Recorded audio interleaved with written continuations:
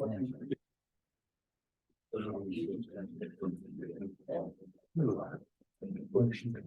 right, I have 6 o'clock. If you can stand for the Pledge of Allegiance, please. I pledge allegiance to the flag of the United States of America and to the republic for which it stands, one nation, under God, indivisible, with liberty and justice for all. You can stay standing and do a quick moment of silence for Dennis Salvo. Thank you.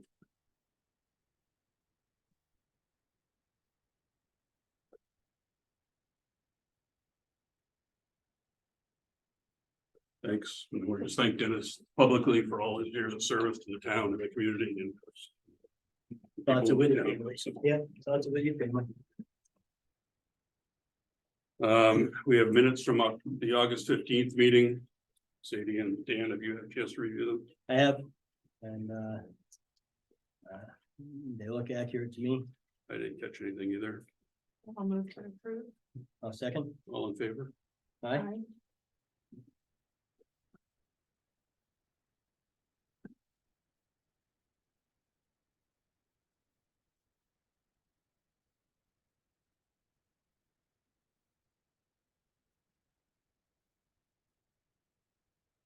Is Chris ready now or? Yeah, on the two. Chris, you got a speaker on, you're up right off the bat. Great. All right. Can you hear me also? You can. Very good.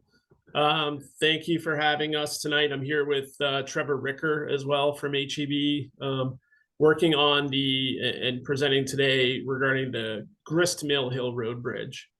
So we met with the select board about a month ago to present basically a public input session to receive input regarding the next actions on the permanent actions for the Grist Mill Hill Road Bridge. The meeting was largely dominated with discussions about the potential closure of the bridge, and that has since been addressed by the board, and we are working with them to enact a temporary solution at that location. But yeah, directing attention back to the permanent action of to address the bridge. We're here tonight to assist the town in developing what's called a purpose and need statement.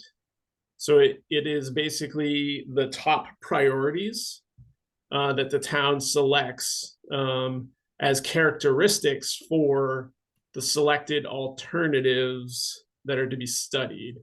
So this first action that we're involved in right now is to study different alternatives of solutions at the bridge site and help the town select the best one. The way we judge which one is the best is which one matches with the purpose and need as developed by the town. So the top priorities really help drive the engineering study and drive the next actions.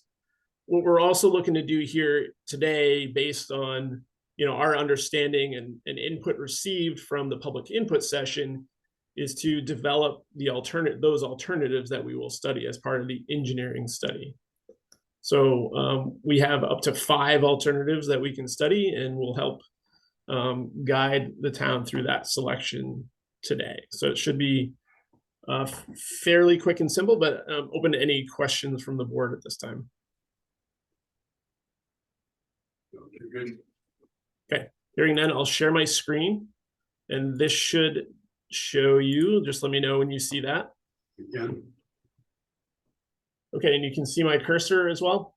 Yep. Yes. Okay, so we've listed basically hearing public input, knowing about the bridge, and going through other purpose and need statements for bridges like this. We've given the board basically a menu of options on the left side of the screen. And the goal today is to select from these or any other options that the town may put forward to really select the top 2 or 3 priorities. So the first 2 are kind of the low-hanging fruit, I think, on this bridge project, and really all bridge projects funded through the state bridge aid program, really to correct the structural deficiencies and maintain the crossing as a crossing. As you'll see, that's important that we really address the safety, and it is vague as this. This is part of the federally regulated process.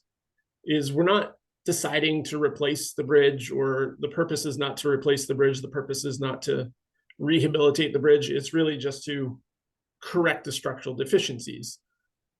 A correction of structural deficiency can be solved by removing the bridge, right? That eliminates the structural deficiency. It can also be solved by replacing the bridge. So just examples of why these are perhaps a little vague, but they help shape what we will study during the engineering study and what ultimately will be selected as the preferred alternative. Remove bridge from the municipal bridge list. Selecting this top option will address that one. So perhaps it's not, necessary as a selected option. We've heard complaints about the intersection at Route 4. So that's a potential, purpose and need is to improve the intersection at the Route 4 end. We have some others mixed in from other projects where these are primary concerns, but improve wildlife connectivity, increase hydraulic capacity and storm resiliency, increase scour protection, minimize the permanent and temporary impacts to natural and cultural resources, minimize construction costs. And I'm going to highlight that one for 1 second, just to reiterate, this project is receiving 100% federal funding for construction. Minimize future maintenance costs. The town will own the bridge when this project is all said and done, and those costs will be borne 100% by the town. Maximize the lifespan of the structure and minimize the construction duration. On some projects, speedy construction is quite important. So just really looking to open up discussion with the board on selecting, again, 2 or 3 of these primary factors or decision factors. That way we can develop our purpose and need statement from this. You explain hydraulic capacity and scour protection, those two. Sure, that's really related to the power of the river that goes underneath the bridge. In this instance, it's the Indian River. It flows quite fast there. The bridge is largely founded on ledge outcroppings and bedrock. And we have no known history of hydraulic overtopping at this location. So in most instances, thinking of Transfer Station Road, right, hydraulic capacity is an issue of that crossing. While in my opinion, it doesn't appear to be an issue in this location. Does the current structure get stormed, like when we're having flooding, does the bridge structure get water hitting it, or is it all on bedrock below? So I guess that's my question on that. Yeah, we're not aware of hydraulic concerns about this bridge. Okay. And the scour protection is what?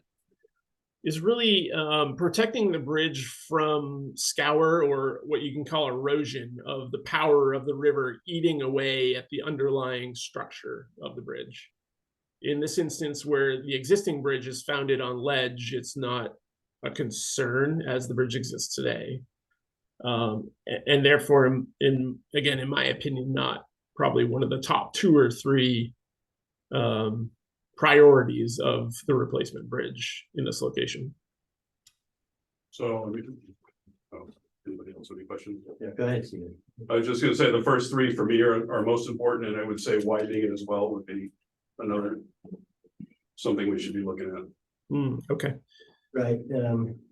I agree. Widening the intersection of Route 4 and minimizing future maintenance costs and maximizing the lifespan. Really, those 2 for me would be a priority.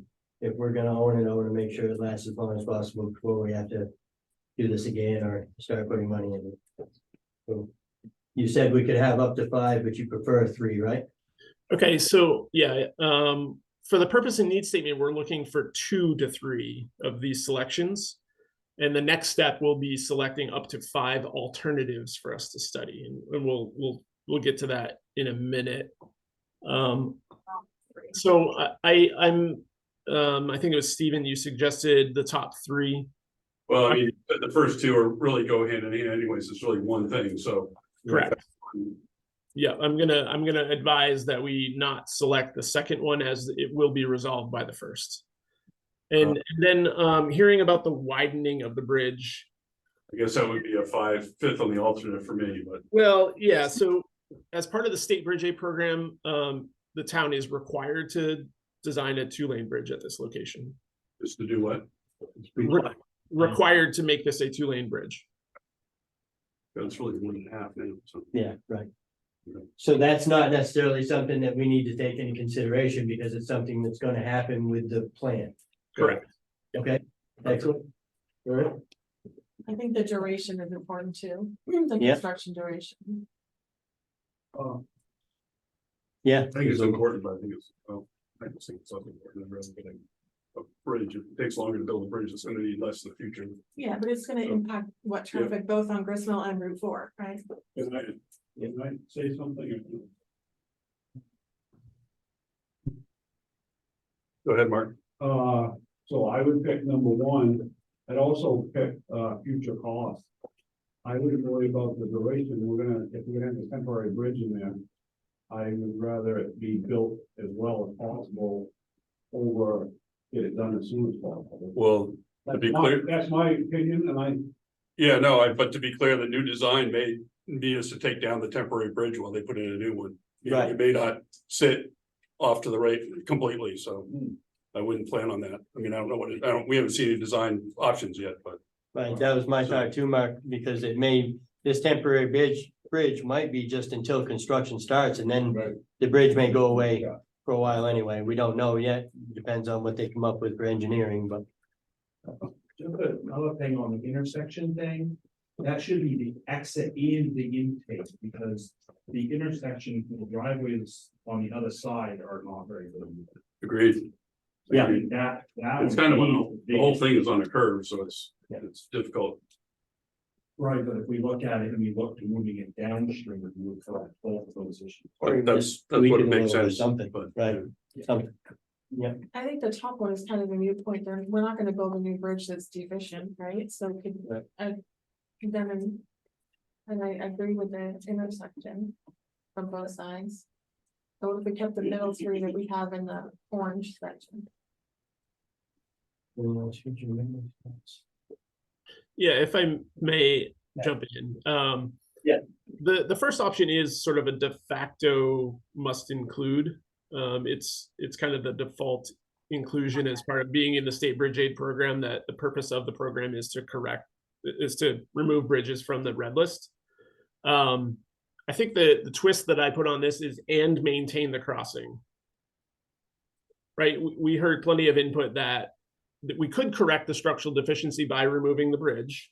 That would correct the structural deficiency, but to correct the structural deficiency and maintain the bridge is undoubtedly pretty important, I think. So in other words, what you're saying is build a new bridge and keep the road passable while you do it. No, I'm saying put a bridge back. Yeah, Put a but not in the bridge back. same spot, right? No, It may or may not, but I guess I'm just making sure that we're establishing the fact that we want to correct the structural deficiency by putting a new bridge back. the problem by removing the bridge. Right, maintain the crossing, I was just When taking you're- as keep it open while they're doing it, maintain the crossing. All right, I understand, keep the bridge there. All right, Chris. Yeah. So I got Chris, you. does that become automatically one of our 3? It doesn't necessarily mean it's in the same spot. It means that there is a bridge that connects Gristmill to Route 4. That top one that you have in there, is that automatically one of our 3 and we choose 2 more? More or less, yes. All right. I still think you're improving the crossing, how it comes on Route 4 and how it goes up Christmas. I think so too. I do too. With the improving the intersection at Route 4, I think it should add on to that one. Like you're saying, incoming and outgoing. So both sides of the bridge need to be improved as far as driveway function on one side, coming in Route 4 on the other. So can that particular one be expanded and still keep that only as one option? Yes, I will revise that to improve traffic safety on both bridge approaches. And then to minimize the future maintenance costs and maximize the lifespan, those kind of go hand in hand, no? It does. It's, yeah, a fine-tuned difference there. We can look at that and really take into account both aspects of that.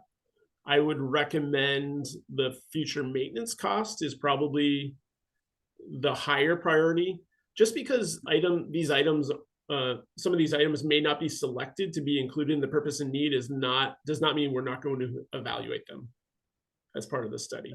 How do you maximize the lifespan of it without minimizing the future maintenance costs? To me, that seems like that could all be one line.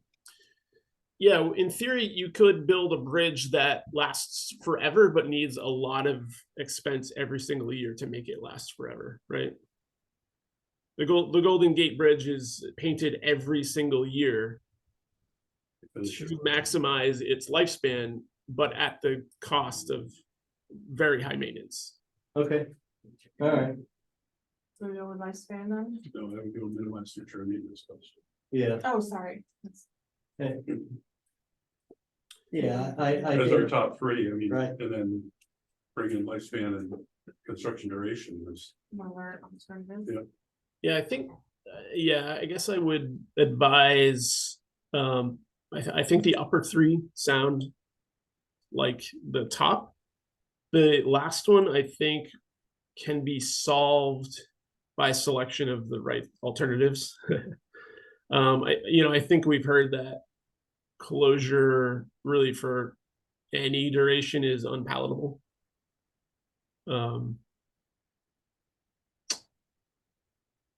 So I think we can address that in other means. so if we come up with an option, or if you folks come up with an option that doesn't force us to close the bridge. And of course, we don't want this to turn into a project like they have out in West Lebanon, right? Crossing the Connecticut, where it takes years and years, but it's not a horrible thing if it takes a little bit longer to make sure it's done right, providing we still have the option to go back and forth over the bridge, right? Correct. Okay. Okay. Okay. Mhm. So what we're going to do based on this input is, take these top priorities and develop a purpose and need statement. And that'll really, it's really a short statement that defines the project for the federally regulated process. So it's a step in the process. So as we're talking about, alternatives, I did want to move along. So these are, again, we're looking to select up to 5 alternatives to study in this instance, and cognizant of what we just decided on the purpose and needs side. Again, we will receive input about additional possible alternatives if anybody has any good ideas at this point. But I do want to I'll proceed to the next slide for a minute. I just want to provide this graphic to kind of define some of the terminology that we're using. So this is an aerial photo from our drone of the site.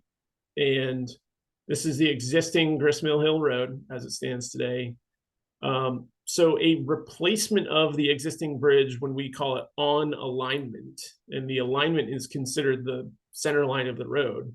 So an on alignment replacement would basically take out the temporary bridge once that's installed and install the new bridge in that location. In theory, the project could install a second temporary bridge in some other location, and again, maintain traffic during construction while replacing the existing bridge on alignment. It seems like counterintuitive to remove a temporary bridge to install a temporary bridge, but that is one way where an on alignment bridge could be achieved if we really do need to stay on alignment and within the town's right of way. and maintain traffic all at one time. Okay. Any questions on that, on alignment? And then what we're considering off alignment is sort of a slight realignment of the existing road location, but generally in the same location. And then alternatively, we've heard talk about, a complete relocation of the bridge to a location that the intersection may be able to be better managed and driveway conflicts, eliminated. So really addressing that second selection of your purpose and need. Are there any other questions about this map before I go back to the alternative selection? Yeah, for the bridge relocation, who owns the property that the proposed road would go across? That is a good question. Partially the state. A good chunk of that is state owned. But there will be impacts outside the right of way, clearly. And, easements would need to be obtained to achieve really the relocation option or even the off alignment replacement option. So is it state only or private residents as well? No, there will be private residence impacts to both of those options. Both of those, okay. Okay, And that is a highly regulated process as part of this project. Are there any other questions before I Is that the remove? only, for a relocation, is that the only place it could be, or it could be closer, could be? Yep, no, I think that's generic. We're just trying to help define, what we mean by relocation, but it's a significant realignment of the roadway. It could be shifted a little bit one way or the other, but it's in general terms at this minute. okay. All right, so trying to select, the 5 engineering study alternatives. It is regulated that we study a no build option. It sounds funny, but it is the least impactful for a variety of reasons to, environmental resources and potentially cultural resources to remove the bridge and not build a new one. As we've just defined in our purpose and need statement, it's not going to fare well. Okay, but it is a requirement on the environmental documentation side of things that it at least be rudimentary studied, even though we know it's a failing selection. Of the the remaining options, I'm looking for any input on additional options or any clarification that's needed on any of these potentials. I have a quick question, I guess, for my own curiosity as much as anything. Do we have an idea of how much the study will cost for the no build option, even though we know that that's not really going to be an option? I'm just curious where my tax dollars go as a whole with the state. Yeah, again, it's studied for all projects. No, it's just it's an automatic thing. No, doesn't I'm not saying that yeah. not to do it. I'm curious how much it costs to study something that we know is not going to happen. I don't know that, but very minimal. It's Okay, in this case, it's not going to happen. right. So we put the I don't want to say this publicly. We put the minimal amount of effort into it Understood. to check the box. Okay, okay. Thank you.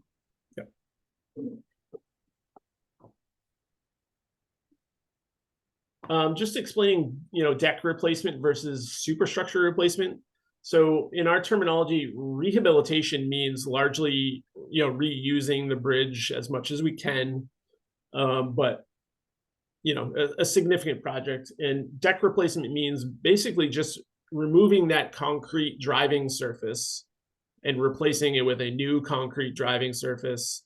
And then the underlying steel beams underneath that are also, refreshed, we'll say. And that constitutes that term rehabilitation in that instance. A more thorough rehabilitation would be a superstructure replacement, where the concrete driving surface and the steel beams that support it below would both be removed. the concrete abutments that are founded on ledge would remain, and then a new bridge superstructure would be installed on the top and maintain the road. So in both of these instances, widening, I misspoke earlier, widening would not necessarily be dictated by the state, but it would be highly recommended. So it would complicate those. Are the abutments, has anyone done do the abutments need to be replaced in this instance? Yeah, so those abutments will be evaluated if they're a candidate for rehabilitation. It's expected from the state that in this instance, a rehabilitation would be included. Would be a what? Would be included as an alternative. Okay, So of these two, in my opinion, I would recommend the superstructure replacement as the recommended alternative to be included for rehabilitation. I would agree. You guys, we're looking at those two. We obviously don't want to put on alignment because one of our priorities is to not have it in some spots, so. Right. How many of these do we choose, Chris? Up to 5. You can also add selections on the left if you have another option. Again, the on alignment option is possible to maintain traffic during construction if a temporary bridge was installed, next to it, the old temporary bridge removed, and then a new bridge built where the existing bridge is today. Yeah, but if one of our top priorities is to change the exit and entrance of the bridge, that wouldn't make sense. So I That's- think that we add off alignment and replacement. I agree.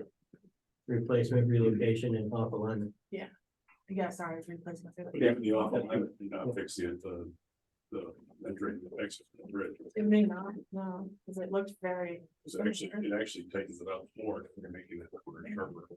I think what it does though, Stephen, is it brings you straight around to Route 4 instead of, I possibly, right? Is that? Yeah, I would say the exact configuration of that off alignment replacement will be tweaked, and Okay, those things will be accounted for. This was really the graphic was really just a schematic graphic to demonstrate what we meant by off alignment versus relocation. gotcha, okay. Hey guys, Trevor here. I just wanted to chime in, and Chris can give his 2 cents as well. But regarding the on alignment, the only comment I'd like to make would be that may end up being the shortest span. So having the least maintenance, which was another one of your priorities. So, Understood. depending on what becomes more of an importance, that could be important to study, I guess. Duly noted.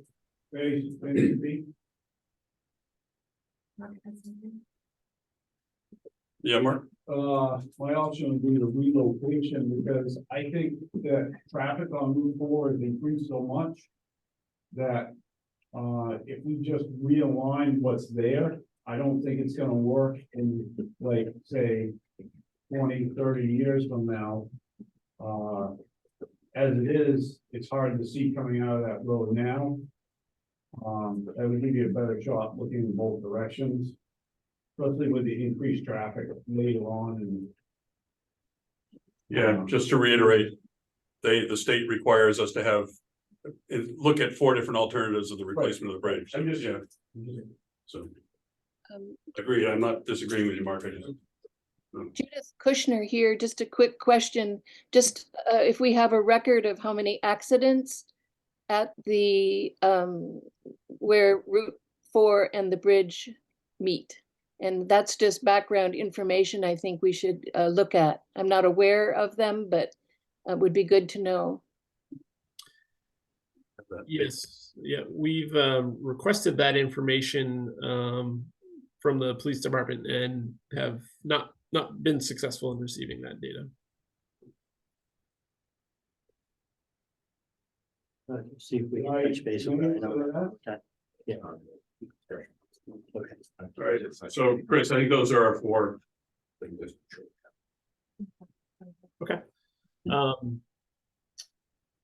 Yeah, we had up to 5, so you could select another one or this online on alignment replacement if that's. Because I will say there are potentially other methods to improving sight distance at Route 4 that may be able to be achieved on site on alignment. I don't think that's the only issue with it being on alignment though, it's the other end of it as well. Yeah, understood. Yeah, and I think the alignment, if you're gonna have to build a temporary bridge to replace that and then you're gonna be in construction for 10 years. So, Yes, yeah. And we're, at that point, we're kind of destroying, and for lack of better terms, we're altering landscape. And then just taking the bridge back out of there and we're left with what we've got as well, so. Yeah, all fair points. Yep. Yep, I like these ones. I'm comfortable with these. You guys, yep. Just a Great. quick question from Judith again. You'll learn more when you study the abutments, correct? So to know whether they're even worth saving or building a bridge on or using for a new bridge, right? Yes, correct. Yeah. Yep.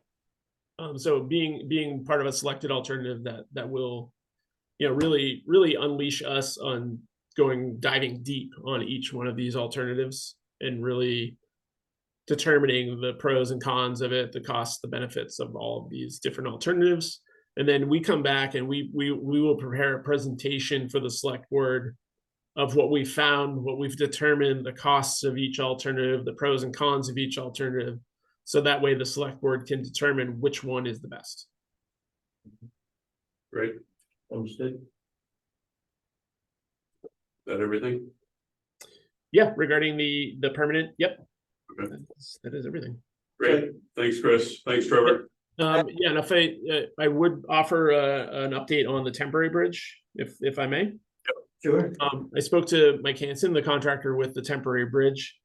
He was delayed on another project, so his temporary bridge is now, he can offer that in about 4 to 5 weeks. That's the current update as today. So that is delayed longer than expected. What's the time frame to install it? 1 day. Oh, No. Yep. Not too long. Okay, and any likelihood of that's gonna get extended again, Chris? Yeah, that'll be entirely up to his availability and his commitments to that previous project and getting that one done. On our end, we are looking into, it sounds simple to put a bridge on top of a bridge, but we've been asked by the town to look into that. So, raising the approaches on each side to basically get up to a bridge on top of a bridge. The guardrail ends up being too low, so we're working on solutions for that. Additionally, it narrows the road even further. This is a 14-foot wide bridge that he has to offer in this location. So queue distances on the Route 4 side are reduced because we have to flare out the road in order to fit 2 vehicles side by side. So the queue distance on the Route 4 side is reduced. And then additionally, the temporary bridge structure that is being offered does not align with the structure of the existing bridge.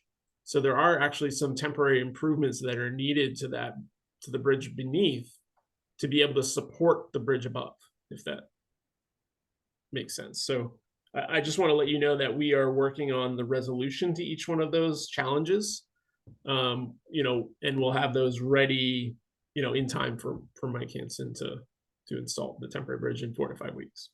So, and who's responsible for the cost of those fixes? That'll be in addition to the cost that Mike Hansen has already quoted you. Right. Okay. It's my understanding that the town would build the raised approaches themselves, that was the intent to do that earthwork. So there may be some aspects that can be borne by the town, and perhaps other specialty items like reinforcing the bridge structure below that Mike Hansen may need to be, Hansen Bridge may need to be requested to enact. So that's what I'm saying. It's like, I understand that we're responsible for putting the dirt and raising the road up to it. And I guess I could understand if we need to come up with the money to raise the guardrail a little bit, but coming up with the money to take care of structural needs on the existing bridge before we put this other one on, I mean, that's in my view, that kind of puts us in a different ballgame. And we're struggling for money as it is. So I just am curious, I guess, who's responsible for coming up with those funds? So if it is us, we need to start figuring it out now because we don't have any. So if that is something that we're gonna be responsible for, please let Jack know as soon as absolutely possible, so we can all start scratching our head and figuring out what we need to do, Chris, if you would. Yes, the other alternative is to remove the bridge superstructure that exists today Mhm. and drop the other bridge the new bridge in its place. Does the removal of that bridge, is that included in the funding that we're getting as a replacement? No. It is slated, it will be if the bridge is not be removed. You're correct in that aspect. But if we do it early, it's not. Correct. So we wait, hold, You're gonna be in for some expense on this temporary bridge, we're paying them to do the design work, you're gonna pay to do the installation. And the only way you can use that bridge is to install it in a way that's, engineering wise satisfactory for the structure. We don't know what that's gonna look like. understood. But to keep that as minimal on our end as possible, that's my job. So, yeah, and finding the money is your job. Right. Yeah. Oh, no problem. Not too easy jobs right there. No problem. Chris, is there any way that you could forward the previous slides that you had and what the alternatives were and what our choices were along with this one? Can you forward those in an email to Jack so he can get them to us, please? Absolutely. I'd like to have them so I can go back and review them as I need. Thank you. Yeah. Yep, we'll send those over later on. Yep. And thank you, Trevor, as well. I appreciate your time too. Thank you. Thank you. All right, Thanks, thank you, guys. everybody. Thank you, gentlemen. Bye. So we're gonna open up a public hearing for the safety grant that we received for the police department. And really, we approved the grant money last time, but there was a typo. And we didn't actually have to approve it because it was under the $10,000 limit. We actually got $16,850, not $6,850. So make a motion to accept $16,850. So moved. Second. All in favor, aye. Aye. Close the motion to close the public meeting. Okay. We're good. Yep. Sounds good. We have a discussion on junkyard inspections and licensure policy for the town. Go ahead. Hey, everybody, I'm Theodina. I am your town health officer. There are copies of the current town junkyard policy at the back. For everyone at home, it is on the town's website and easily searchable. What I wanted to bring up is that in years past, so we have a junkyard enforcement policy. It's $30 to register annually, and in past years, as staffing has been stressed, there hasn't been an inspection of current junkyards before that approval is granted, and looking to have that not be the case going forward, so that when folks who are currently registered renew, there will be a walkthrough of the property just to make sure that it is as it should be. And also just a reminder of what a junkyard entails in terms of folks being mindful of their own properties, as well as registering if they need to in term, I don't want to read the whole thing because it's like a page and a half. Right. But if anyone has specific questions on things that are in it or want to cover So- pieces. I know typically in the past, like you said, when the renewals have come up, we've just granted them based on our own drive-by knowledge of the place. So I'm not against an annual inspection. I think it's a great idea. Yeah. And clear me, I mean, are they all registered at the same time each year, or is it, it's based on when they originally did it? So it's annual in there. So, okay. Correct. My only concern was if you get 30 at Not that we have 30, but if you got 30 at one time, you had to do them all in a We week. could then- have 30. So, so you probably should have 30. but Right. Yeah, We, yeah, a reminder of, okay. one of the pieces on, in terms of the eyes of the state, your RSA 236-112, any more than 2 non-operational motor vehicles, does constitute a junkyard. So, something for townsfolk to be mindful of. So we could have a couple hundred, technically. Right, my house included. Mhm, yeah. It's a $30 application for you, Mr. Collins. Yeah. I think I'll get hold of one of the junkyards and have them come take my rig. Yeah. There's a money maker. Any legal issues with going on property to inspect them? For you? No? Okay. No, I may have Laurel Cushy from DES and Concord join for some at some point, just for her expertise, but hopefully not. I would be interested in joining you in the walkthroughs, so please Absolutely. tag me in. Yeah, thank you. Yeah, No taken. no picking? Dang. How much notification do landowners just whatever have before inspections? So the way it's currently written in the policy, which I think was enacted in 2017, but the way it is now, if someone would submit their proposal for a junkyard and I would work with them for the timing of that. There is not a set date. If there is a nuisance reported, or if there is an issue, the property owner will have 30 days to start the application for the license and must complete it to the satisfaction of the state requirements within 90 days if there is a nuisance complaint, but otherwise very happy to work with whoever for the timing. I thought you were talking about there was ones that we do now on junkers that are registered. Not currently. I want to start from a place of reminding people that this is the case for the town and that we'd like to do a little better on keeping an eye on things and minimizing, nuisance vectors and keeping our mosquito populations down, among other things. I mean, and it's in a year and a half, I think I've only done renewals. I haven't done any new junkyards for. Correct. There's been the same Yeah, few for Same. as far back as I can see. not saying there shouldn't be, but. Right. Do you know how many there are technically right now licensed junkyards? I believe 3 or 4. I didn't. Okay. Are you able to find that out and shoot Yeah, me an I have email? the, or yep. Tag the- us all on an email, Yep, please? absolutely. Thank The you. binder of them is at the office and I can confirm the number. Thank you. Yeah. Are there any other public questions or select board questions? Okay, well, I guess I still am questioning the inspection piece. Because I hear what you're saying about applying and getting an inspection, but then it says here annual inspections going forward. So is that something that you're starting now or?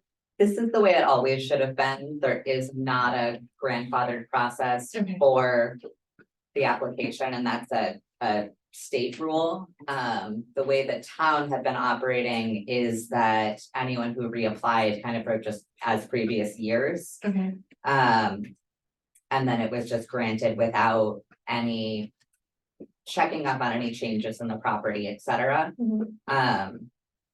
So this is, the purpose of bringing this up is just to say that there won't be any grandfathered okay, going forward. Because I- It will be to the state process, which is an annual walkthrough. okay, so I misunderstood because I thought that you just said no to Jason. That's I what I thought- thought too. So I'm confusing that. So for the ones that you have, you're just going to notify them that, hey, when you reapply, we will do a walkthrough before it's granted. Correct. And then we will continue to do that annually. Correct. Okay, But not going back for the ones that we just approved. No, And because looking there's at a those, couple where. it's as we go forward as the Correct. application. So you'll let us know. Now, Process. going forward, Okay. when renewals happen or new applications, there will be the annual walkthrough And piece. so if someone had just renewed 3 months ago, you're reaching out to them now and saying, hey, next year be prepared that it's more than just a form. Okay, Correct. thank you. We need to vote on that. The change, Is it already the policy, is in that? it's already in the policy. The For- annual inspections are supposed to be done. That's the state standard. It is just in our, the policy as written that there's a 30 if a violation is present, but there is not a, I mean, it's just that the town is requiring registration, the requirement of license for a junkyard. It does not Required annual inspection. require the annual inspection, but that's the That's the change. state standard, so that probably should be altered within the So- town document. What you'll do is make a motion to amend the town policy regarding junkyards to provide for an annual inspection for licensure. We'll draft that up and then we'll bring it back for public comment. Okay, so you'll do that, come back to us. Okay. Yep, so I'll just update this so that it meets the state requirements. Yep. So do we vote on that right now, though? Yeah. Okay, so I'll make the motion that Jack said. I would second. All in favor? Aye. Aye.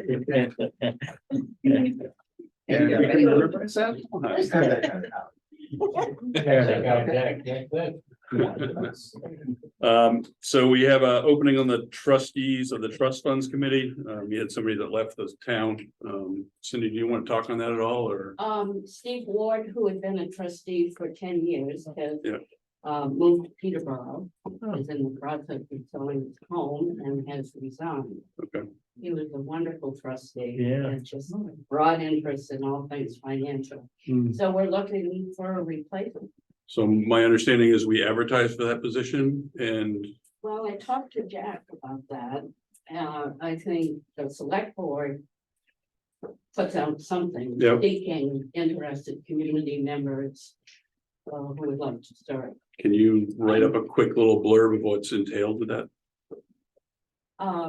Essentially, it's not being afraid of numbers, understanding financial markets, paying attention to the RSA's that govern capital reserve money and trust funds that come into the town's possession, and working with our wealth advisors.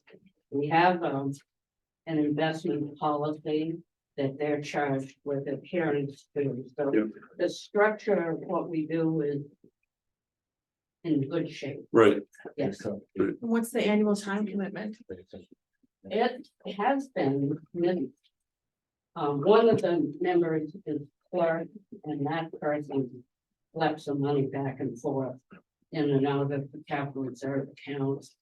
The other two members are equally responsible for what happens. So I think with a board of three, two of whom would be relatively new, it would be wise to have more regular monthly meetings so everybody gets up to speed. Sure. So, an hour a month max. There's not a lot of heavy lifting. Mm. Cindy, would you be comfortable getting with Jack and the two of you kind of put together a Yeah. brief description of what we're looking for so we can take a peek at it and then figure out how to put it out and get the ball rolling? Yes. Thank that'd be you. great. Jack, you, yeah. I've had an inquiry from someone who's fairly new to town, who's interested in participating in the community in some way. And so I'll give that name to Jack too. Okay. Okay, perfect. Thank you. We'll invite people to apply. You can review the applications, work with Cindy and the other trustees and try to select the most appropriate person that you think gets the job done. Sure. Sounds reasonable. Yeah, thank you. okay. Yep. Thank you. We have an update from Thomas on the Canaan Economic Development Committee. So a little over a month ago, the board agreed to form an economic development committee. Thank you for that. We've since had two meetings. And it's our intent to try and keep this board informed through various means, including providing, as the law requires, minutes, and keeping copies of those minutes going through Jack and Ashley as well.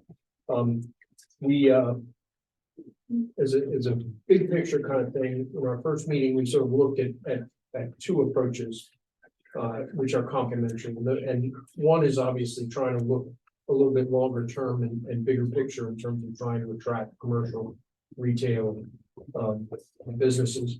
But we also thought that it's important in the short term to show some progress, and to do some little things that hopefully are no cost or low cost, relatively low cost, that can help make the community more attractive to everybody who lives here, as well as potential folks coming into town. And there were two issues really that we wanted to address tonight, that we wanted to put on your radar screen. The first is parking. And I think the good news is Old Home Days attracted, as far as I could tell, and I don't have a particular count on this, but just anecdotally, it looked like we were doing a bigger crowd, particularly on Saturday, than we had done in some years past. Maybe that's a reaction to coming out of COVID. But it certainly generated a lot of traffic. And there was a softball tournament going on at the same time, and what it ended up doing was creating a situation where several businesses were having trouble getting customers to park. And I think as people were coming, you know, to try and participate in Old Home Days, they were finding difficulty parking. At least as a short-term solution, one of the things, and the same thing I think is true of farmers market, which again, on Sundays seems to be doing, you know, seems to be really attracting a lot of people, which is a good thing. But if they can't park, they may not be coming back. So we were, you know, just as a sort of low cost kind of solution, we had kicked around the idea of maybe getting some of these chalkboards that might direct people to certain places to park. For example, on Sundays for the farmers market, we thought the post office lot is wide open. And I think people are afraid to park there because, you know, are reluctant to park there because they're not sure they should. So that's one place. Certainly parking on Depot Street, directing people to the parking lot across from town offices. You know, there are a couple of places where we think we might. I think we also need to be working with the local businesses when there are things like a softball tournament, making sure that they're parking, you know, somewhere relative to Williams Field and not necessarily, you know, in the Chappie's lot or in the Red Wagon lot that you know prevents customers from from parking there. So that's parking. Second one is an idea, and this is an awful just mock-up that I did, but we had talked about the idea of, at least as a starting point, the town has currently 4 streetlights on the 4 corners of Depot Street, Route 4, and Plain Street, right in the center of the village. And there are flags facing away from the road on those poles. What we thought is that to help increase visibility and add some interest, some visual interest, that it would be relatively inexpensive to put together banners. And what we're suggesting is to start with is 4 banners that could be put on the roadside of those street lamps. And that, you know, again, to begin with, as a sort of a pilot, advertising the farmers market. I just did a really crappy markup just to give some idea. I went online, there are a couple of different places and there, I'm sure there were one or two that I looked at, actually three that I looked at. But generally speaking, what I found was a banner that is sort of 18 by 36. And you can get different sizes. But what you're looking at is probably a cost of the banner itself at somewhere in the neighborhood of $30 to $40 at most. And in some cases, it might even be cheaper than that. There is the addition of the brackets for the poles. I just looked at one place. There may be other places that would be cheaper, but one place it looked like it was roughly $61. So what we thought was it's a relatively small investment that we think, would create, a little bit of visual interest and help, sort of draw attention on non-market days, draw attention to the fact that the market is going to happen every Sunday. The other thing is that it then creates, once you bought those brackets, it then creates the opportunity to do things like, advertise Christmas in Canaan or Old Home Days or Memorial Day Parade. I mean, there are other opportunities to promote the town. And frankly, if it's something that gets the kind of positive reaction that we think it will, it's something that you might consider, looking for other locations farther out on Route 4 West and 118 and Route 4 East. As just a sign, a positive sign and a concrete action that I think, people might probably respond to. I'll also say that, again, it's a fairly inexpensive investment for the town. But it also may be the case that, that there are organizations like Friends of Canaan Village and or the Lions Club that might be willing. I don't mean to speak for them. I haven't, discussed this with them. My assumption is that they might be willing to participate. So that's sort of generally where we are in terms of immediate things. I think there are a lot of things going on. Obviously, we have a number of meetings scheduled already. Conversation with the superintendent of the schools. Conversation that we've set up with some realtors in town to sort of talk about what we could be doing, what we should be looking for, what approaches we might take. We've got some meetings with some of the local groups like Friends, like the Lions Club, like the Snowmobile Club. I did notice today there was I think a piece in Daybreak, the newsletter about Claremont sort of trying to put a bike shop at their ski area to turn it into a summer recreation mountain biking venue, which I think is something that we should be considering as well.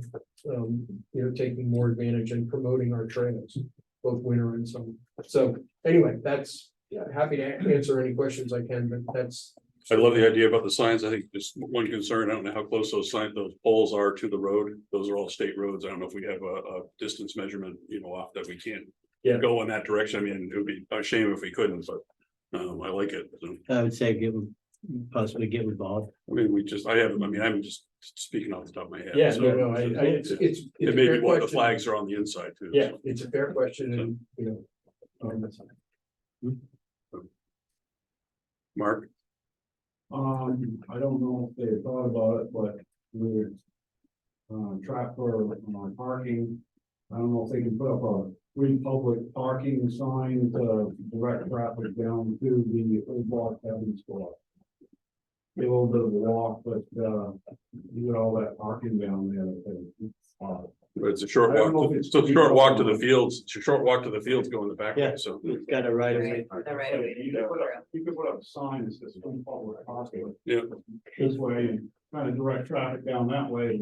in fact, we had thought about that and Mark, actually, Sal had a conversation with Dan Jameson about, and Dan, I think, volunteered that maybe that was an area that if the town were willing, because it is town property, if the town were willing, that might be a place where he could have his employees, and he's looking at what would you say? Like 12 and 15 employees there on when it gets going busy, they have, at least a dozen there. And one of his concerns is that, people will try to drive up and there won't be any place to park. So what I'd like to do is use that spot for his employees to park, at least to start out now. Yeah. As a temporary thing, if you can do that, and then all those folks would be parking over there and there'd be a lot more spaces for, customers. To park. Is there adequate lighting down through there for people leaving at There is, nighttime? there is, I don't. know. there is on the street. On D- There's- that's- yeah, On okay. Deacon Street, there Yeah. is, because On D, Yeah. I don't know if they're lit up or not. Is there a junkyard down there? Cause there So- wasn't abandoned vehicles down there. The vehicles, so to answer your question, I worked with, well, we had made this judgment call and all of that, and then Chief Porter and I worked together and we had those vehicles removed. So they're gone. There's still a container there that There needs is to be still pulled out some of there. usage, John. However, right, one of the things that I'm hoping that will come out of this conversation is that we can all agree to figure out a way to get the debris that's just floating around the parking lot. When the folks that did the renovation or repairs rather, not renovation, I don't know, a couple of years ago at this point, they left all of the construction debris there. The picture windows were left there. One of them has been broken. The old condensers are still sitting there. So we need to figure out collectively how we get that stuff out of the parking lot sooner than later. So But that's to your point, in that parking lot, there's no lighting currently, so right. there is So- on the street, but in the parking lot, there is none. So- Yeah. The other thing we've talked about, and we don't have a specific ask or request at this point is, but, but ultimately there will be a need. And I know in the next budget, we have two people on the committee who are on the budget committee. And we've talked about, trying to get a line item for marketing and promoting the town. And if we can come up with some request that, we recognize that money's tight. Well, guys let's have get some- about $100 a sign here, so $400, will that cover it? Right. That'll cover the sun. That'd be great. Yeah. Right, that'd be fantastic. So I guess that was gonna be my question. Event parking, we just get those 5 things done, we'll be all happy. Perfect. Something moving forward, right? Yeah. But I guess I'd be curious, I'm about it and I think it needs to be, right? Because we're gonna have to come up with some funds to do these little things, so I guess I would ask if you guys could come up with some sense of an idea of what that might need to be, so we can try to figure out how to plug it in. So our meeting schedule, we agreed, we are meeting the second and fourth Mondays of the month at 9 AM at the Mascoma Community Health Center in their conference room. And one of the things on the agenda for next month will be, I'll make sure that we get that on the agenda, Sal and I we'll talk about it. The other thing I would just say is, concurrently, we have two members on the committee, Corinne and myself, we're both on the planning board and are now looking at the master plan. And so, these two Can go together. They these two coincide. meetings are happening concurrently and obviously are, hand in glove. Okay. Is this your core group, or is that the people that have been at both meetings pretty much, or is it, you've had people show? up? That I know you've only had 2 meetings, but we've only had 2 meetings. The last meeting, Tom Duplinski was not able to make it. And he is part of this group. Peter Bouchard had indicated an interest. I forget what business he has. He has a business he moved from Hanover into town. At any rate, he expressed an interest. I think that the daytime meetings, seems like everybody's jammed up in the evenings with other meetings, so we picked a daytime meeting, and unfortunately that may or may not work with Peter's schedule. Okay. But, It would be part of the I group mean, when we're also inviting other people to come Yeah. to the meetings, to have conversations, like. I didn't, I missed it in the newsletter that it was there. It was posted, I missed it, so I didn't see it, but I mean, I knew you were gonna, it may have been there. I can't remember whether we got it this last time or not, but we're trying, I had Okay. a question for Jack, but that's the schedule is Yeah. second and fourth Mondays, 9 AM. Okay. Mark, If you're worried about the lighting down there, I know if anybody's noticed that Peanut has that light out by Route 4 now for his he paid, Liberty to put that in, and when I understand talking to him, that was, not very, a lot of money for what benefit it is. Because everything's LED. Right, Fairly the usage cheap is money. low, yeah. So Okay, if it would utilize the town parking, and help Dan's business take off a little bit better, I'll be all in favor of it. Yeah, so I'd like to figure out if we can get that done. She's planning a grand opening, kind of big celebration near the end of the month. So There's a month. I personally think it's a great idea. Okay, so what do It's we- just figuring out how to get the parking lot cleaned up. Right. And to make sure that the employees are safe when they're leaving at night. So, who do we talk to about getting the parking lot cleaned up? Where do you guys think we go there? I mean, how many things do we dump back on the highway department, I guess, right? But they that's, say yes, that's the only thing. Well, Dan kind of volunteered to help. I don't know if we want to get, a private citizen involved. well, I mean, I will tell you, and the board knows from a couple of recent conversations we've had, if we're gonna do things like that, I'm gonna personally want to require a waiver. Yeah. So, and then I'm up for people volunteering, I think it's great, but I also know that we've got to make sure that we cover ourselves on the other end, costs way more, right? We So, need to find the status of that, the container too. so I've been, absolutely, so, Is there something already in Primex that covers them? For community members going on, public property, public probably already? I mean, I would assume. That's my understanding, but But would it be the town's So job we have, to? we have be people the at the reason beach, we we have people, I mean, right, but that's. Yeah, I mean, to Dina's point, that it may be expected that they're going on to property that are. As free from Find out. hazards as reasonably could be. Done, right? And we all know that there's a picture window over there that's just laying in shambles, so, Well, and then that container, I mean, sorry, Sadie, go ahead. I mean, ultimately, I don't know that the town is going to wanna hold on to that building indefinitely if we're not gonna use it for anything either, right? I mean, I that was agree. not our intent to take it and just sit on it, I agree, so I don't know what the future looks it's like. the for short-term building. fix there. But right, Yeah. Yeah. yeah, Well, if you use it for parking, we're utilizing the parking. Yeah, no, It's definitely, I'm just saying, I don't We can know. talk offline and come up with some details. yeah, And and figure it out. I think we need to figure out, what the deal is with that container. That's been a thorn in our side for a while, so. anything else? Thank you. Thank you. Thanks for all your 2 meetings. It's Yeah, a thank you, nice guys. start. Yeah. Appreciate it Thank you. from all of you. So do we make a decision on the brackets though? Can you get us a little bit more information and see like how far they Cost. stick out? I mean, Happy to, yeah, I've done it myself for other things, but so I'm happy to sort of work with whoever you want. I mean, the farmer's market might be a moot point until spring. I mean, what do they got? 2 more Sundays, 3 more Sundays? I think they end at the end of September, don't they? I thought they were Columbus Day weekend. almost Columbus Day, but That's like, so that's 5. you know, maybe if you could find out like how big the brackets are, because Stephen had Yeah. concern about them sticking out. If we can install them and then how much it is, so at our next meeting, we can just make a decision.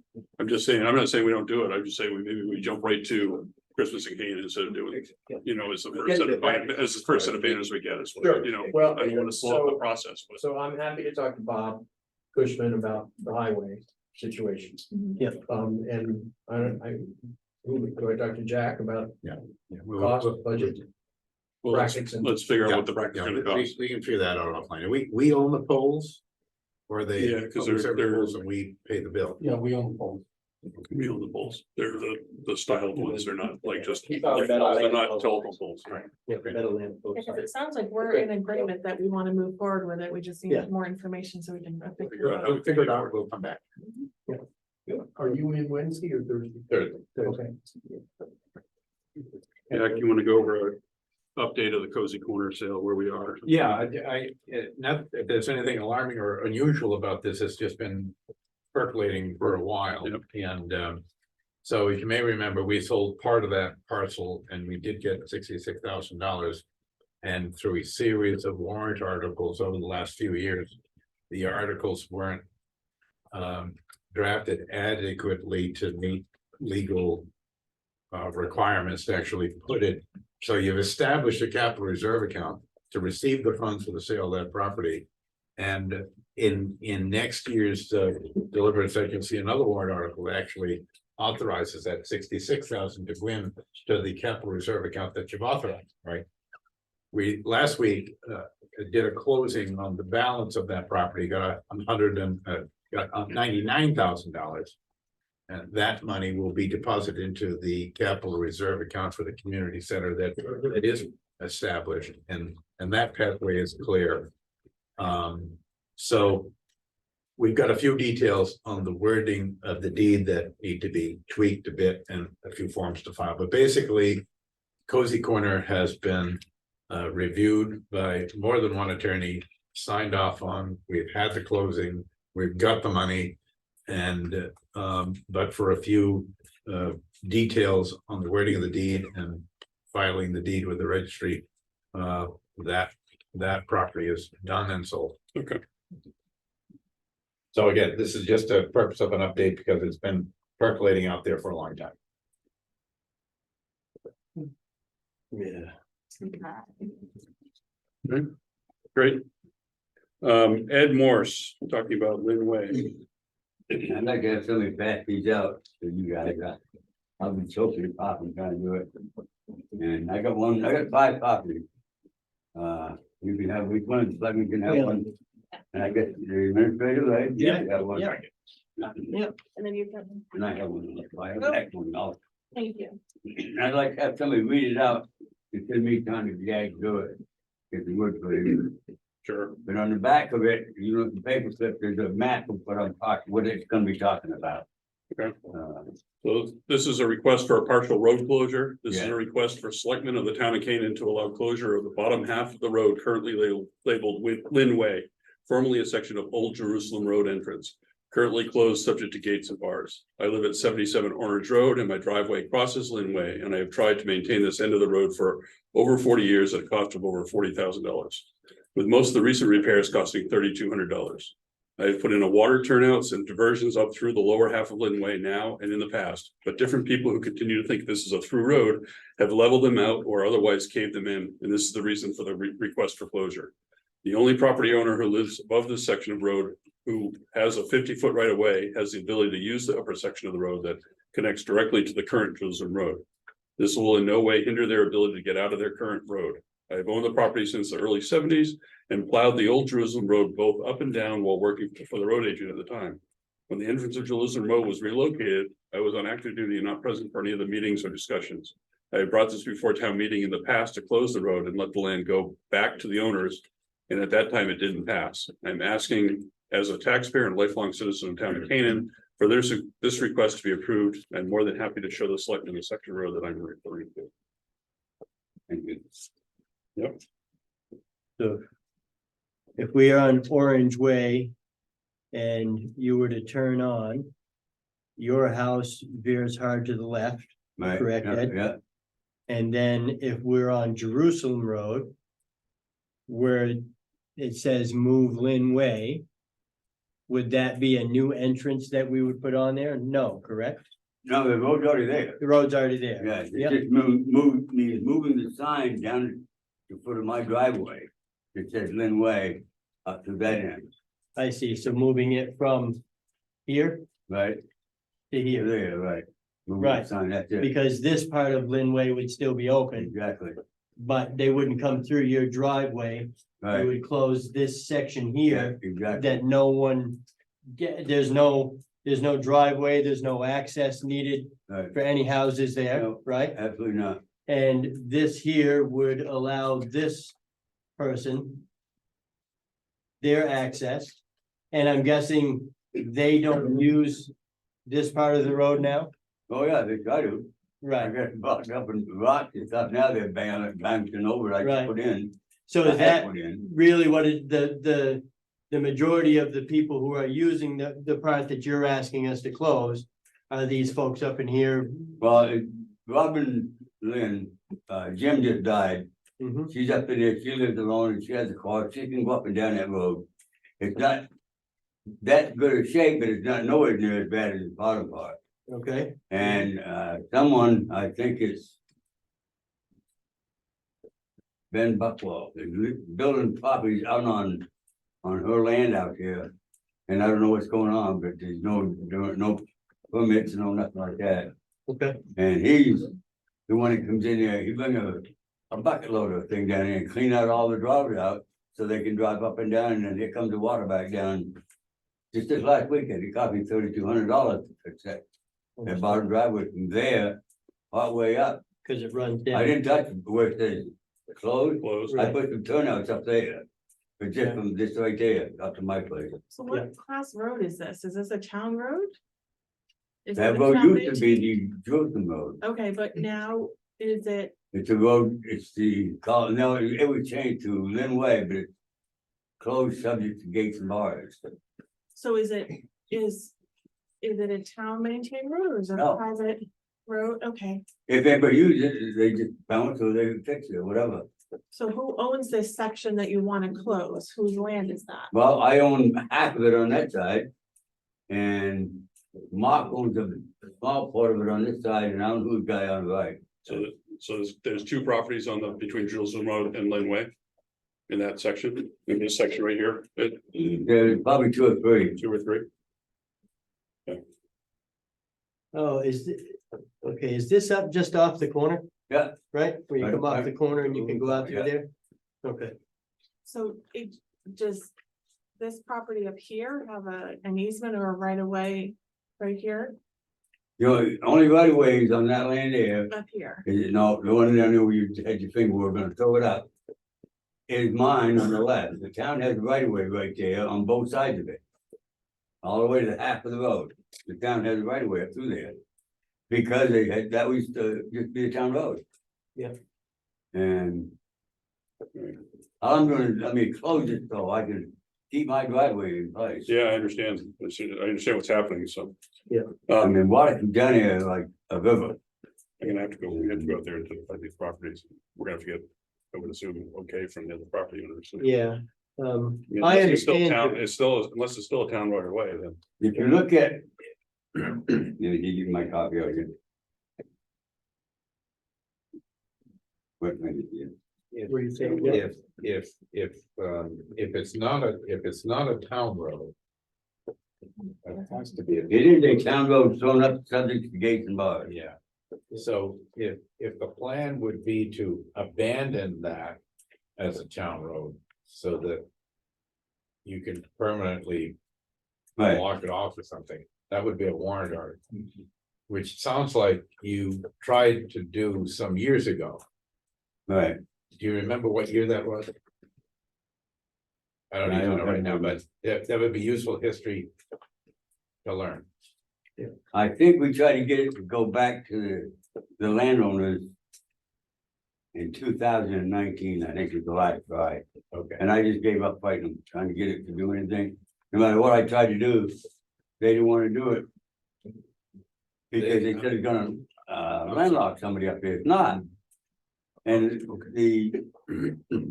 I can't believe that the ambulances and stuff go up in there.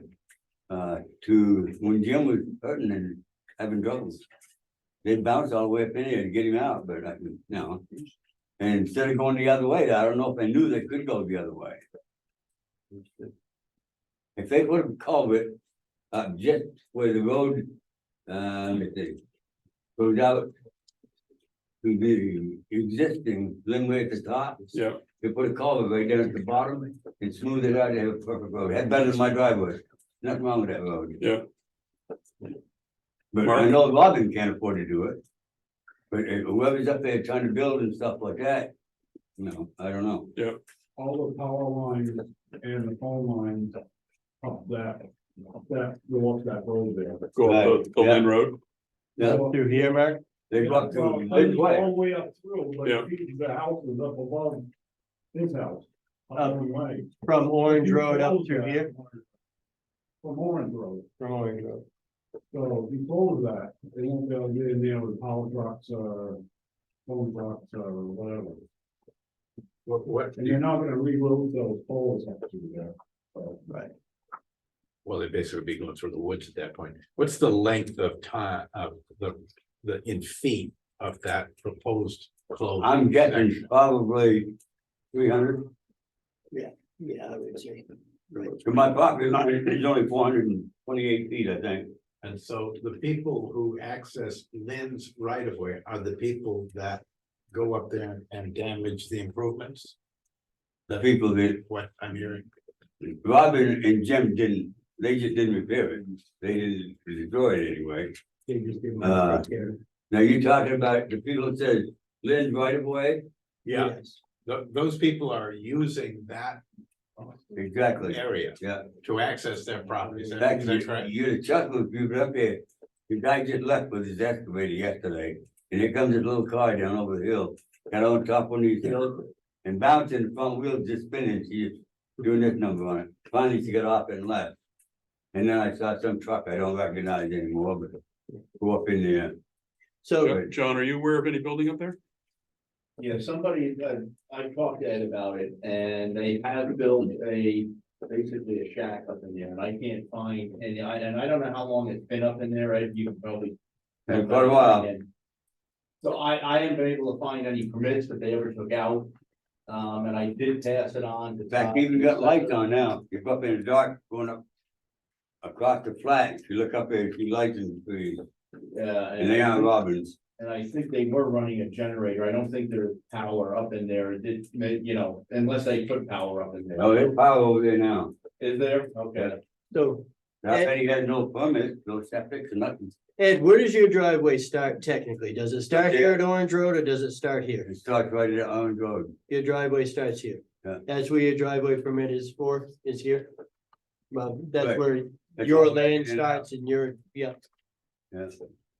Yeah, and that is rough up in there. Oh, yeah. It's not, you know, they, Not like he said, they have beat it up pretty good. Yeah. For us to get in there, it's easier to come off at Rutland Road.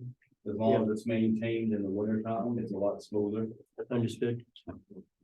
So But like Jack says, that would have to go as a warrant article, so.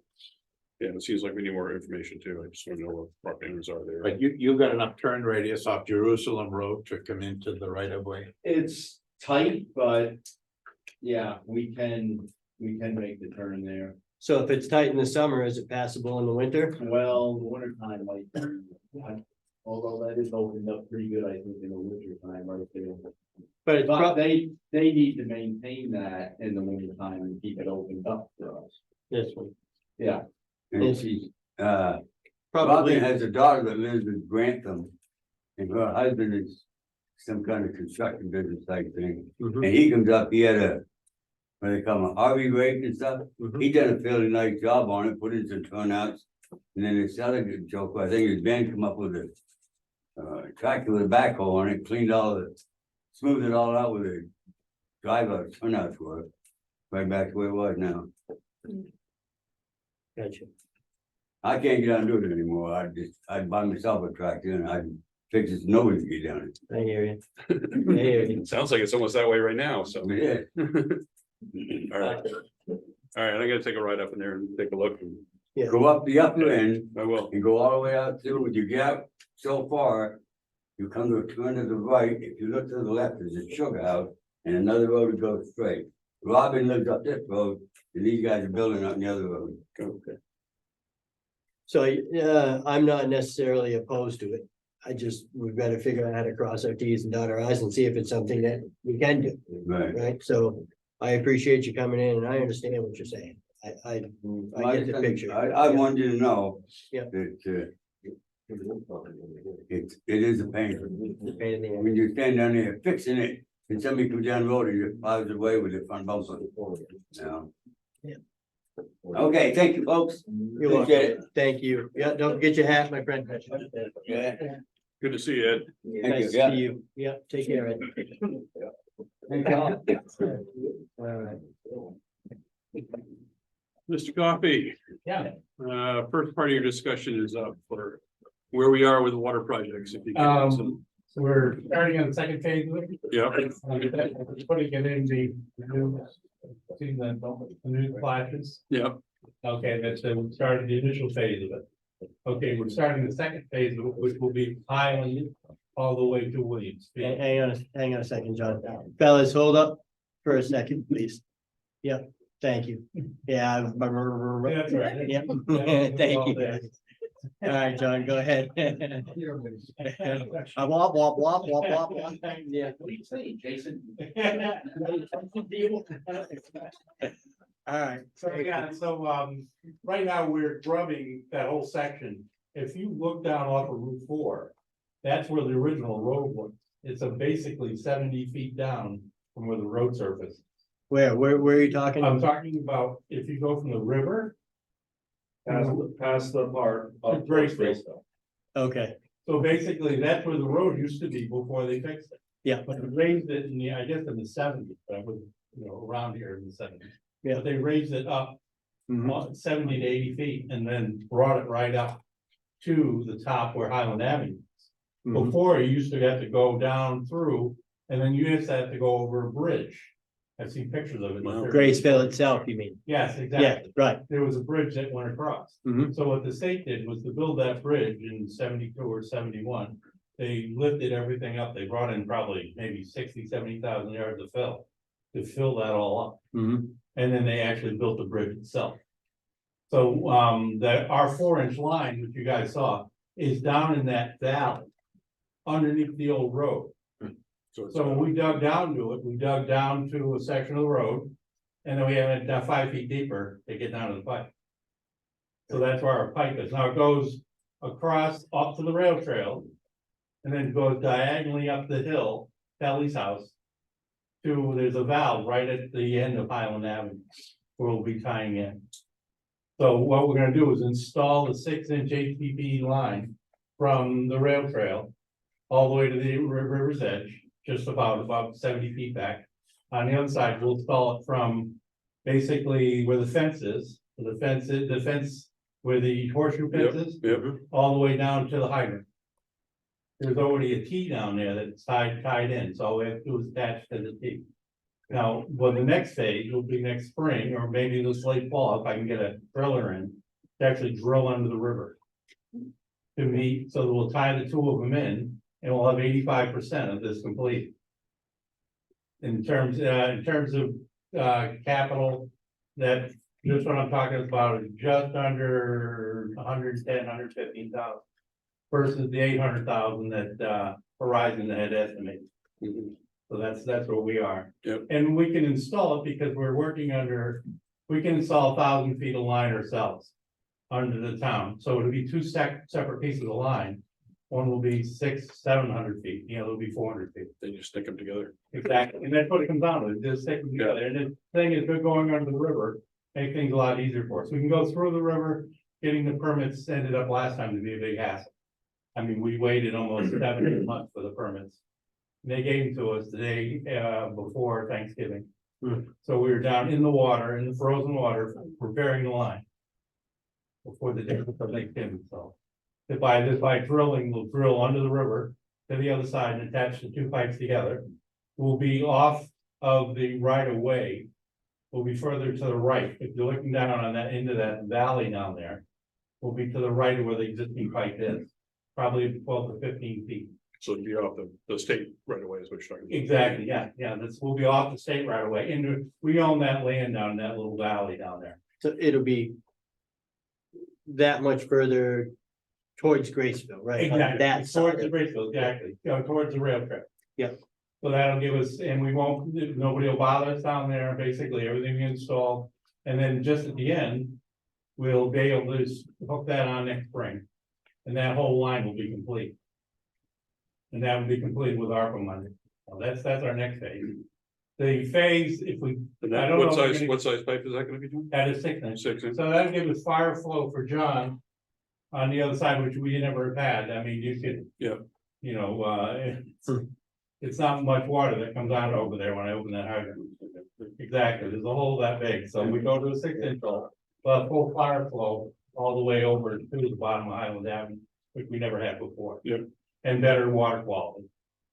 That's the thing, the problem is I have only probably 45 customers over there. And if you figure what they use, 200 and something gallons a day in larger homes, mobile home anywhere from 100, 135, 175, depending if they have kids. Your usage isn't much over there. But you can have better water quality on a new pipe. That old 4-inch pipe was originally put in the thirties. During, it was under a WPA project, the CCC and WPA. You guys can't think back that far, back in the thirties. He can think back that far. That was actually put in for the steam locomotive. So if you go to the top of Highland Avenue, that hill up there, there's actually concrete foundations up there that they put water towers on, that they filled.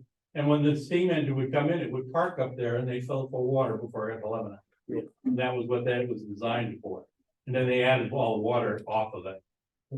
The original intention was to go all the way down to,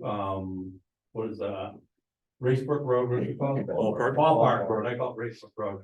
The original intention was to go down the ballpark, but they stopped there. They had an agreement with the state that all those people around that area would get wells because of the salt contamination. Okay. So that should be completed early October. Except for the. Minus the drilling. Minus the drilling. The drilling I may get this fall. Okay. We're looking in terms. They've been so busy. That's been the problem. I mean, that's that we've looking at 2 drillings, both one over at the transfer station, which we really need. Right. Because I don't think that's gonna last the winter. And then this one here. This one here, basically everything we hooked up and will be ready to go next spring. Okay. So. How involved is the drilling at the transfer station? It is involved. The problem is that we put protection on top of the concrete corridor where the pipe sits. And the problem is it's actually caused more of a problem than it's hogged it out. Beating it up. So what it's doing is the water's coming over the rocks and it's dropping right down and it's eating all the sand up around the pipe. Yeah. So the pipe may last this spring or may not. Right, So basically floating in essence because it's been undermined, right? Well, the problem with that is it's a plastic pipe.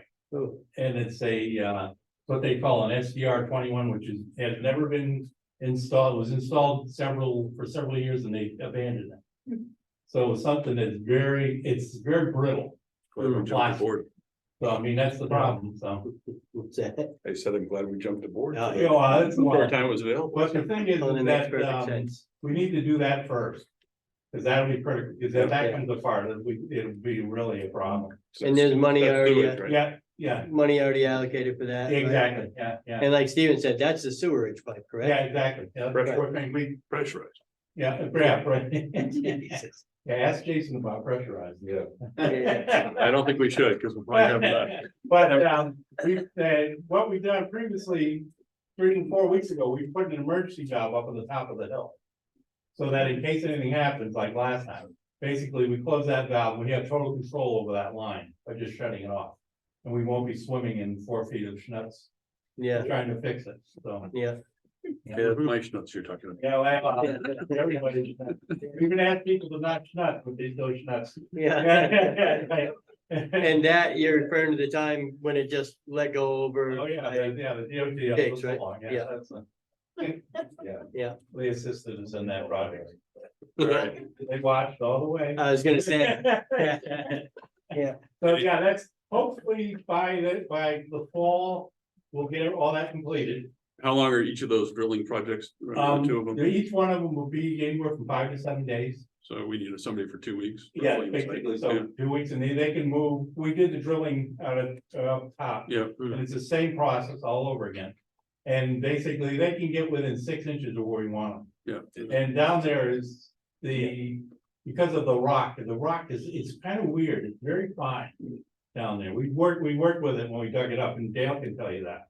How fine that rock is, he was down in the water down there, and it's very fine stone that's down in that pit. Mm. And at one point, I guess it was used as a dump. Mm. So that when I was pulling up old bottles and everything when we were working down in it, it gives you an idea. That when they had the fire, that's where everything got emptied out. Any issues with the fiber optic line that goes through there? That's why we're ending it on this side of the rail trail for now. All right. And we're gonna look at how we're gonna get up that hill. The fiber optic line is on the left side as you're going north, and you Okay. guys know from the bridge. Mm. Where it is, Yeah.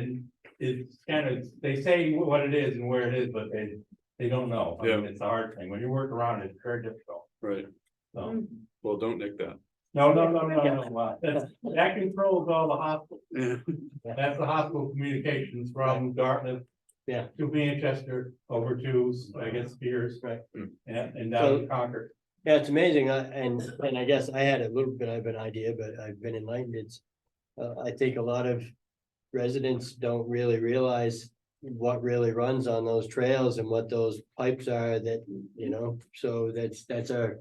That's our communication infrastructure. Oh, yeah, that's something that's is very critical, you know, if we have to depend on that, and Mark can tell us that. Yeah, absolutely. Mark can tell us, you know, they did in Manchester where they actually drilled down in the ground and tapped into 4 different lines. So Mark's responsible if you nick it, that's how we do The last time we were there, we actually got in contact with these people before, and Jason talked to them this afternoon. We did it without our permits and did, not so nice way, and said, oh, we're bad. They were over the top of us with 2 helicopters within 30 minutes. Yeah, right. I mean, they're serious. Yeah. They came down and landed and, you know, they got out and said, yeah, exactly, but we didn't know, that wasn't, we can't use that anymore, so we have to ask nicely first. All right, thank you, John. Any questions for John before we go? Okay. I'll try to keep you guys updated, everything that we do, I will take pictures of as we work along, you'll see it on the new slashes. Keep you guys upgraded. Okay. Hopefully, we'll have ARPA money left over for next spring. And that will start partial to Blaine Road. I don't think we're gonna be able to do all of it, but by doing this on our own, we're saving a considerable amount of money. I'll give you an example of the water line from the drill point back to my plant. It cost us $115,000. Yeah. It cost us less than 25 to 30. We did it ourselves. And I mean, I don't mean that. We were in a contract, we couldn't break the contract. That's the way it works. But this one, we can do it. Yeah, we can do it because it's ARPA money and we're not tied into all the different plans. Now, when we get into the grant money, we're gonna be tied into, Specific. yes, we're gonna be into Davis Bacon Act, we're gonna be, how to put it out to bid and the whole 9 yards, so that's the thing. Do as much with ARPA money as we can and then basically climb into Davis Bacon. And that'll be late next spring, early next fall. Okay. So, and you'll see all that paperwork that'll be coming through Jack to you from Horizon. Okay. Great. Do you still want to talk about? I think in the interest of time, we can pick up later, but in general, what we're trying to do is find a better alternative for voting location that allows less disruption of DPW and the fire department, that sort of thing. So we have identified a location. We're just trying to get the ear of the owner. But it would be a great setup. I've been there with the moderator and the town clerk, and we've got a lot of details to work out, but the goal is to find a better quasi-permanent location for voting that's a little more hospitable than the way you've been doing it. Yeah. So more on that later. Okay. Anything else for Other business? other business? All right, we have a motion to go into non-public. I make a motion to go into non-public? All in favor? Aye. Thank you, everybody, for coming out. Thank you.